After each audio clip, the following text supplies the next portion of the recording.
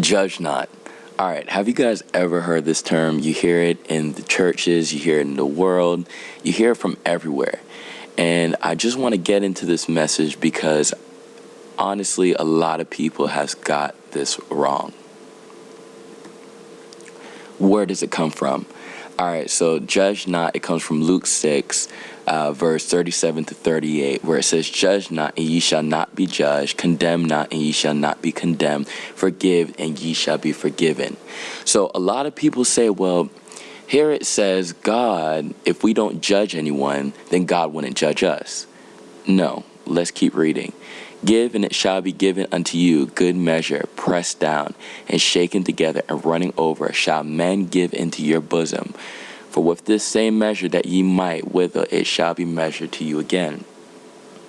So, if God is saying that if we judge not, then he wouldn't judge us, why is he saying in 38, shall men give into your bosom? Okay? And why does he say in the ending of 38, for with the same measure that ye might withal, it shall be measured to you again? All God is saying in this message, everyone, whether you be in the church or whether you be in the world, all he is saying is that if you go ahead and you judge someone, just be ready for the same judgment to be brought back onto you. You tell someone to don't steal, you're caught stealing, there's going to be someone there to accuse you for that and bring you down for it. Look what even Jesus said when he was back in his own city. And he said, well, you guys are going to say, look, physician, come and heal yourself. Come and save yourself.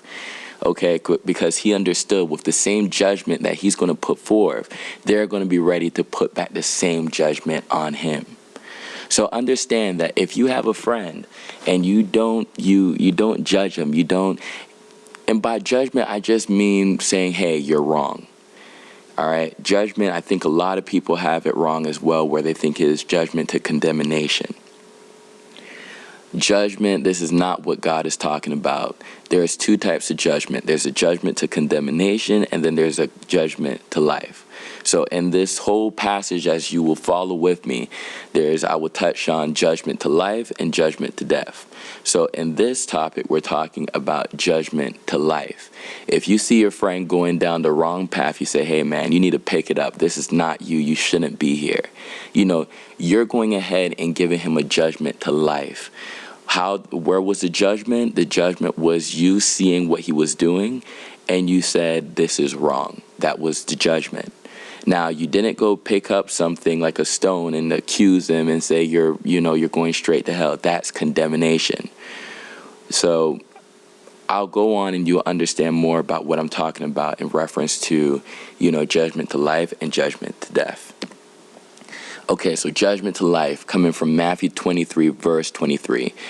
This is Jesus speaking, and he's just talking to the scribes and the Pharisees, where it says, woe unto you, scribes and Pharisees, hypocrites, for you pay tithe of mint and anise and cumin, and have omitted the weightier matters of the law, judgment, mercy, and faith.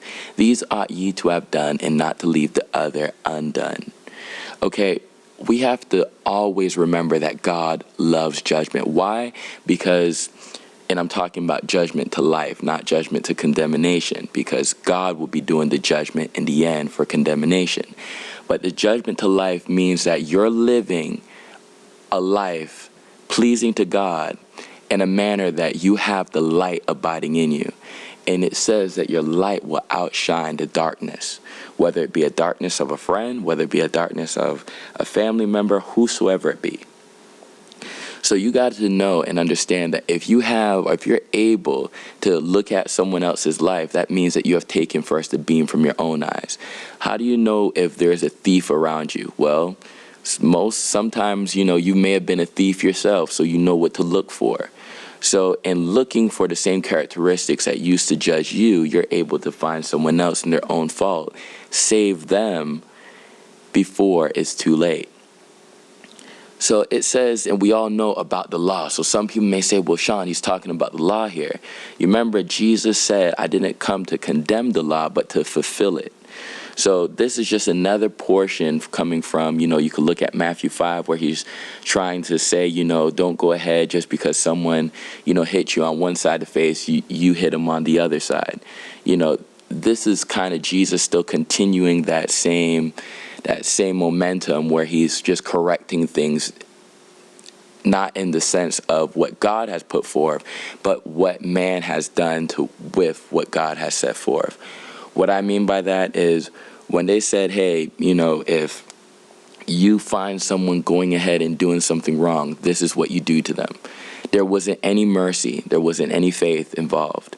So this is what judgment to life means. You're not going ahead and picking up a stone and knocking someone down and killing them just because you're found. Or maybe we're not talking about a stone here. Why not we talk about, you're going straight to hell. There's no hope for you. You might as well stop going to church. You might as well stop paying tithes and offering. You might as well, stop hanging around me as a friend because you're no good. You have to have mercy and faith. Yes, there's going to be times where you do have to separate in order for that person to grow. But regardless, the faith that you need in order to separate is needed. All right? You're not going to leave someone there if you don't have the faith in God that God is going to work and help that person get to the place where they need to be. Without the faith, you're going to feel in debt to that person, whether it's a person that you feel could kill you or could lead you down a snare or a trap. So you got to make sure you have all these things: judgment, mercy, and faith. So judgment to death. This is come from John 8, verse 4 and 7. And this is just talking about adultery. It says here with the woman caught in adultery. We all know her as Mary. They say unto him, Master, this woman was taken in adultery in the very act. Now Moses in the law commanded us that such should be stoned. But what sayest thou? This they said, tempting him, that they might have to accuse him.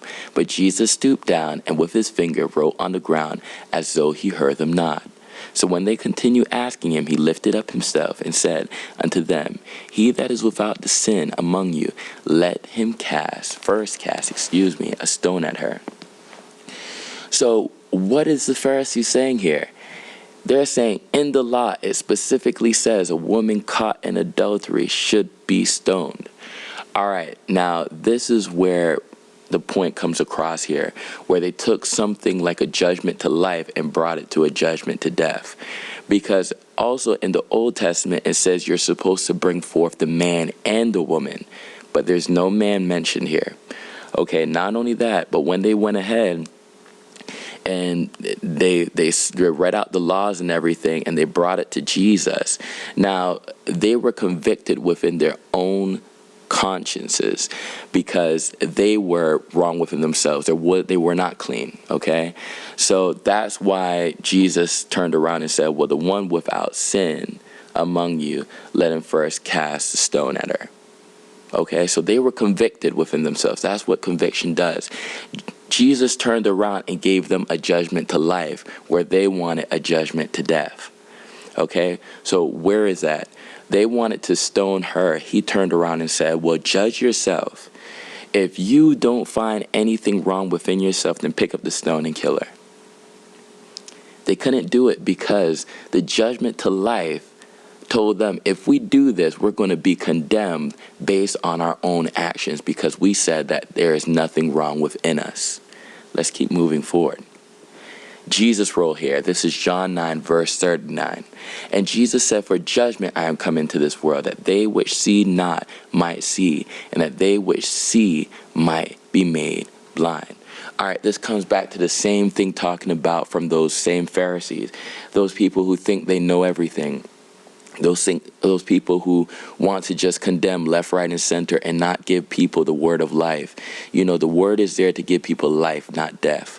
So Jesus came, as he makes this statement, he's just saying here that I came into this world for the people who does not see, who thought that, hey, I'm a cast out, I'm a Gentile, I'm considered a dog, there's no hope for me. He went to those type of people and said there is hope. And for those people who thought that, hey, once saved, always saved, I'm going straight to heaven, there's nothing wrong I could do, that will hinder me from getting to heaven. He said, listen, I'm here to straighten that up. Where I mentioned that before in Matthew 23, and then you could also check in Matthew 5. are just the basis of those things. Let's continue. So you may be saying to me, so what about John 12? Pastor Sean, I am come a light into the world, that whosoever believeth on me